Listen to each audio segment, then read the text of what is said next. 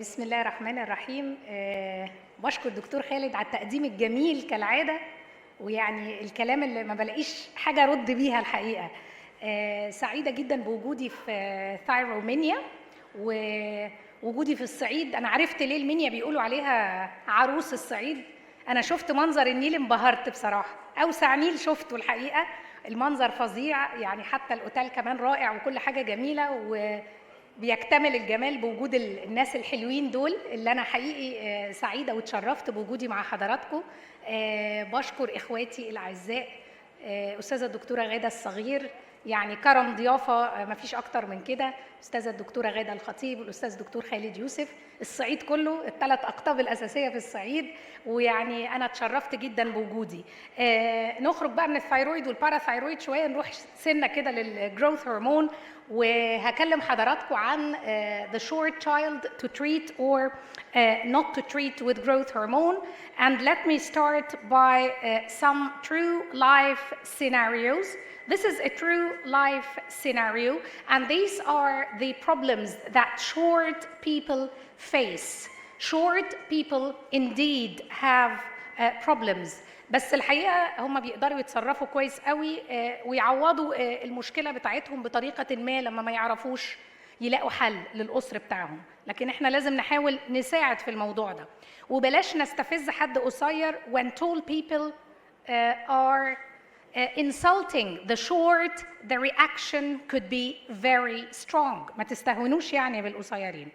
So what if we are stuck in the heavy traffic of why is the child short? And this is a heavy traffic because it's really not simple to diagnose and treat a child with short stature.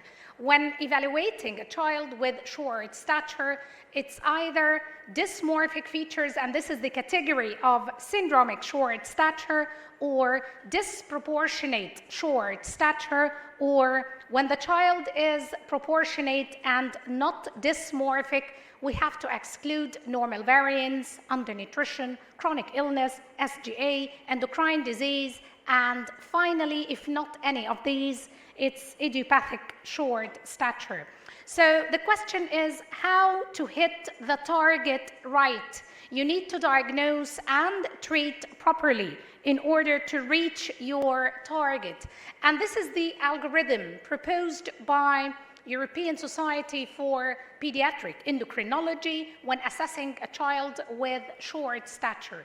We start by taking proper history, anthropometric assessment, exclude dysmorphic features, start by the baseline investigations, do endocrine assessment and assessment of the growth hormone IGF system, and finally we go to genetic studies in selected cases but not in every case. Now, going to the treatment, prescribing growth hormone is easy, but is it just giving growth hormone to treat any growth disorder? And this is the topic that I'll try to cover in this lecture. The answer is no, it's not just giving growth hormone to any short child. You can see here a panorama of a lot of short children having different diagnoses of short stature. And the question here is, who will benefit from growth hormone therapy? And this is the important question that we need to answer. So which way shall we go? To give or not to give growth hormone?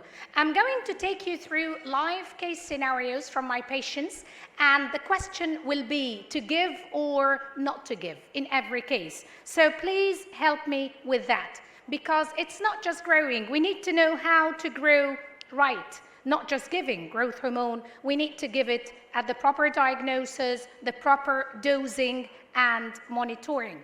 Now, looking at the history of growth hormone was first isolated from human pituitary in 1956. In 1958, it was obtained from cadaveric pituitaries. In 1960, it was clear that growth hormone is given to growth hormone deficient children. And in 1985, FDA received reports of Crutchfield-Jakob disease, and this is a neurological disease related to the old types of growth hormone. And this was the year that witnessed stopping this type of growth hormone and switching to the growth hormone by genetic engineering that we are using now. So this is what happened in the past. What about the present and the future? You can see here a list of approved indications for growth hormone therapy. The box on the right is FDA, the box on the left is the EMA approved indications. And you can see that it's a copy-paste, except that Noonan syndrome was recently approved in Europe, and idiopathic short stature is approved by FDA, but not yet in Europe. This is the only difference. Now, let me take you to the scenario of the 7-year-old girl who came to me by proportionate short stature. She was born with a normal birth weight and length. She's very short, minus 4.5 standard deviation. Growth velocity, 2 centimeters a year. Doll-like face, excess abdominal fat, and normal IQ. And if you look at the growth chart, you can clearly see that she started to decelerate at the age of 3 years until she plateaued. Celiac screening, thyroid, cortisol, ACTH were normal. And the growth hormone stimulation test by 2 tests was very low. So this was IGF, very low, and the bone age is delayed. So it's a clear diagnosis of isolated growth hormone deficiency. And when we did MRI sella turcica, there was a diagnosis of anterior pituitary hypoplasia. Now, these are the criteria for diagnosing growth hormone deficiency. You can see consensus guidelines proposed by Growth Hormone Research Society, and most of references agreed on a cutoff of 7 nanogram per ml to diagnose growth hormone deficiency, and be aware of inter-assay variability. Now, let's go back to our case. Let me ask you, to give or not to give? Who would like to give growth hormone here? Yes or no? Yes, of course. This is the first approved indication. We gave growth hormone and a marvelous response was seen, as you see here. Now, it's very important to adjust the dose according to different life phases. The dose differs in childhood, transition period, and in adults. This is very important. Also, replacement of other anterior pituitary hormone is very important to optimize the final height. You have to give thyroxine, hydrocortisone, and sex steroid. Now, let me ask you, what is the correct sequence? What is the first thing to replace? Adrenal, and then thyroid, and then growth hormone, and finally, sex steroid. Now, what about infants born SGA? This is a birth weight and or length less than 2 standard deviation.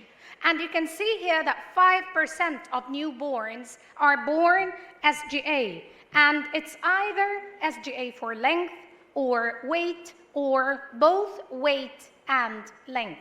Now, this is the story of a full-term neonate born SGA, 1.2 kilos. Now, the mother came to me at the age of 1 year. The baby is very short, minus 2.8, BMI is normal, and she is requesting me to give growth hormone to this baby. Who would like to give growth hormone? Who would say yes? SGA is an approved indication. Shall we give? Thank you very much. The answer is no. We do not start growth hormone at this age, simply because 85 to 90% catch up spontaneously at the age of 2 to 4 years. So don't rush in giving growth hormone. Only 10 to 15% will not catch up and will require growth hormone therapy. Growth hormone is approved for SGA infants who did not catch up at the age of 2 years, proposed by FDA or by EMA at the age of 4 years, and once given, you have to continue until complete epiphyseal closure.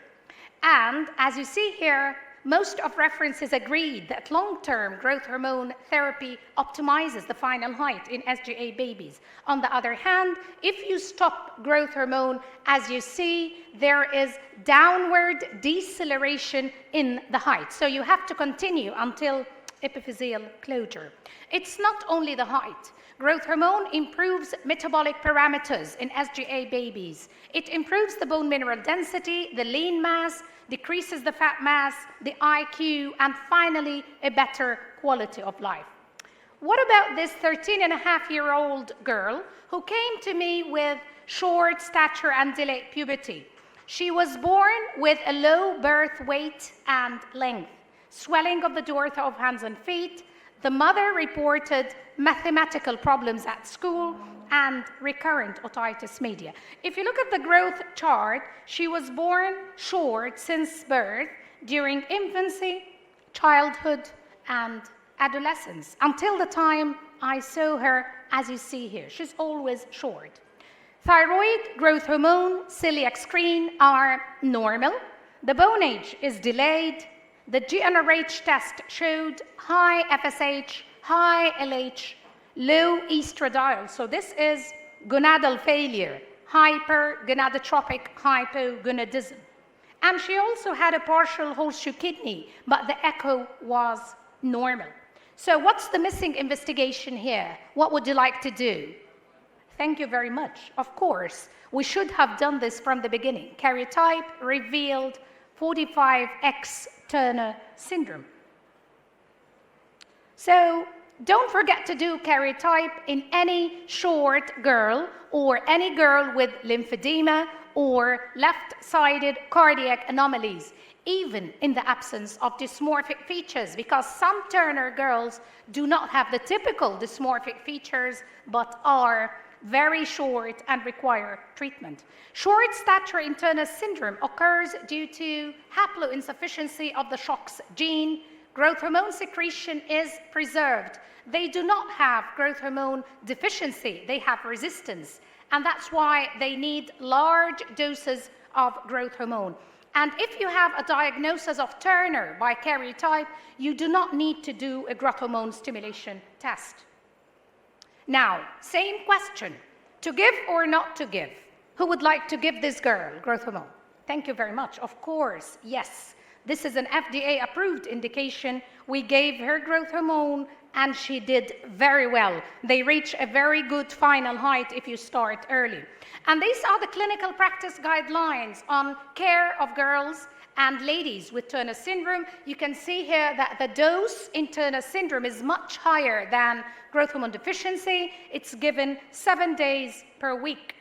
What about this boy? This is an 8-year-old boy who came with short stature. He was born SGA, left-sided undescended testis.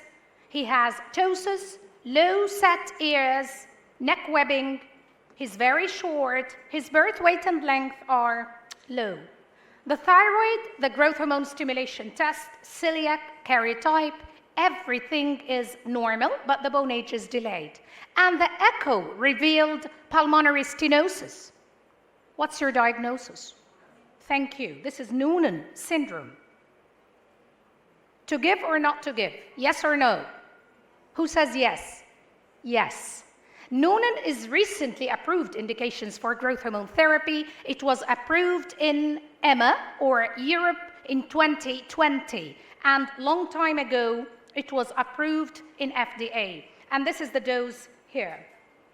And don't forget to give sex steroid replacement therapy like in Turner. What about this cute little boy? This is a 4-year-old boy with short stature, very low birth weight, 850 grams, short, triangular face, frontal busing, leg length discrepancy, café au lait patch. Thyroid, celiac, karyotype, growth hormone, everything is normal. And the bone age is 2 years delay. Diagnosis? Thank you very much. Russell-Silver syndrome. To give or not to give? To give, yes. Again, recently, Russell-Silver is approved for growth hormone therapy because it is under the category of SGA, who will not catch up.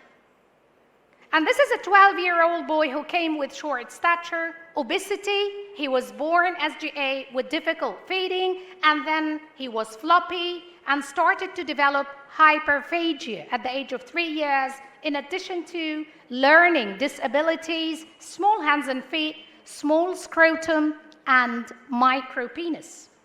What's your suggested diagnosis here? Thank you very much. Prader-Willi. Excellent. Yes.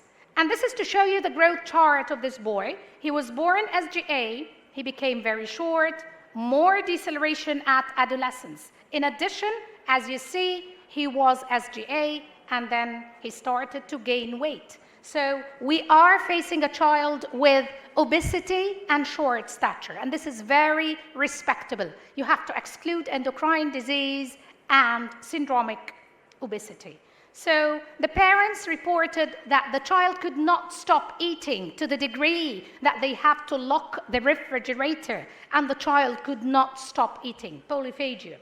Now, the phenotype here, as you see, born SGA and then normalizing the food intake, and then hyperphagia and obesity, and finally it decreases in adulthood. Prader-Willi occurs due to loss of expression of parental alleles on chromosome number 15. And how to confirm the diagnosis of Prader-Willi? What would you like to do here? FISH, genetic testing by FISH. And indeed, there is impaired growth hormone IGF axis with low IGF-1 and growth hormone resistance. And there's a very long list of comorbidities, as you see, that we need to screen for in patients with Prader-Willi syndrome, like delayed puberty, adrenal insufficiency, hypothyroidism, bone mineral density abnormalities, growth abnormalities, type 2 diabetes, obesity, and sleep apnea. Now, this is what we did in this boy. We found low T4, low TSH, central hypothyroidism. The adrenal axis was normal. And we found impaired blood sugar and oral glucose tolerance test. Now, would you like to start growth hormone for this boy immediately, right now? Who says yes? Who says yes? Now, let's start growth hormone. It's very short. Yes? Okay, yes, it is approved. Yes, and the benefits of growth hormone therapy are very well known in those patients. It increases the linear growth, the body composition, motor function, intellectual abilities, but, and this is a very big but, before starting growth hormone in Prader-Willi, you have to do a polysomnography, ENT evaluation, adrenal, thyroid function, insulin glucose assessment, and you have to correct these abnormalities first before giving growth hormone. Now, this is a 14-year-old girl with chronic kidney disease. She is on regular hemodialysis. She's short, -3 standard deviation. Her creatinine is 4.4. The growth hormone stimulation test was not done, no need, thyroid function is normal, and the bone age is 12. To give or not to give? Yes or no? Who says yes? Yes. Yes, it is approved to give growth hormone in patients with chronic kidney disease, but you have to normalize the kidney functions and electrolytes first. Indeed, there is impaired growth hormone IGF axis with resistance to growth hormone, and they benefit a lot from growth hormone. It normalizes the growth velocity, the weight, the appetite, the muscle function, the neurodevelopment with a lot of improvement, and this is what growth hormone does. This is our target. So remember that children with chronic kidney disease are approved by FDA and Europe to take growth hormone. Now, the second part of the story, the girl came to me, she stopped hemodialysis, and now she did renal transplant since 3 months. And the bone age is still 12, the girl is still short, -2.5 standard deviation, slightly better than before. The same question. To give or not to give? Remember, she's not on hemodialysis. Now the girl did a renal transplant. Who would like to give growth hormone here? Yes or no? Who says yes? No yes? Okay, thank you. Yes. we do not give growth hormone in patients on renal transplant until 1 year after renal transplant, because some references report increased incidence of rejection in such patients. It is effective, but you have to observe the growth velocity for 1 year. If the child does not improve, you can give it. Again, it is not FDA approved indication for growth hormone. You can see here improvement on growth hormone therapy, and as I told you, it increases the incidence of rejection if given before 1 year from the transplant. This is the last case, a 6-year-old boy who came to me with short stature. He was born normal, parents are not short, all the baseline labs, endocrine assessment, growth hormone, IGF-1, everything is completely normal. Nothing at all, but the child is short. What's your diagnosis? Very simple. Yes, this is idiopathic short stature. And this is the definition here. Consensus statement on diagnosing ISS: height more than 2 standard deviation below the age and sex, with no evidence of systemic, endocrine, nutritional, chromosomal abnormalities. Now, very difficult question, to give or not to give. Who would like to give this child? Who will not give this child? Who will give? Okay, and who will not give? Both are correct, because this is approved by FDA, but it's not yet approved in Europe. The response is not as good as children with growth hormone deficiency. So USA are very rich, they approve it, they give it a try. In Europe, they save every penny. So they say, I'll not put a lot of money for a child whom I'm not sure will give a good response. So some give it, some do not. So clinical criteria here, it's not yet approved in Europe, it's an FDA approved. So the way here is to give it case by case, on individual base. You try giving growth hormone. If the child is not responding well and is going to pay a lot of money, you will stop the growth hormone. So finally, I think you agree that early diagnosis and proper treatment of short stature improves the final height. Whatever the cause, you have to diagnose and treat early. And what if time is critical at the time of puberty? You have to ring the emergency alarm. And here, effectiveness of growth hormone counts a lot. You have to choose the proper type of growth hormone, because sometimes we need to buy the time. And this is very important in order to score a very good goal, like this amazing goal scored by Mo Salah. You have to do the same when doing this in a child with short stature. Hit the target and score the goal to avoid this very sad story that I see every day. An adolescent coming to me, doing a bone age, asking me to give growth hormone, and unfortunately the bones are closed. And sadly, I tell him, I'm sorry, time cannot go back. So it's very, very important to diagnose and treat early. I hope I was able to answer this quite difficult question, to give or not to give growth hormone, which is not easy all the time. I agree, growth hormone is a magical stick. Yes, it increases the height. It has a lot of metabolic benefit, but growth hormone should be used wisely. Again, I summarized the list of approved indications for growth hormone therapy in children and adolescents. And you can see in this box a very long list of off-label indications. There is an abuse, but we have to think twice before prescribing growth hormone in off-label indication, because the list continues to grow, and I think there is more and more to come. And we have to balance the decision on individual base. Not every case is the same. Each child has an individual story. And avoid growth hormone abuse. Some take it for muscle building in the gym. Others take growth hormone as anti-aging. Others take it to reduce the abdominal fat. There is a lot of off-label indication, and the list continues to grow. And forever young, celebrities on growth hormone. كل المشاهير بياخدوا growth hormone because they want to stay young forever. It's important to stay young forever, and that's why all of these take growth hormone. وعلى رأسهم طبعا يسرى بتاعتنا، قمر كده عندها 80 سنة وزي القمر تاخد growth hormone وحاجات تانية.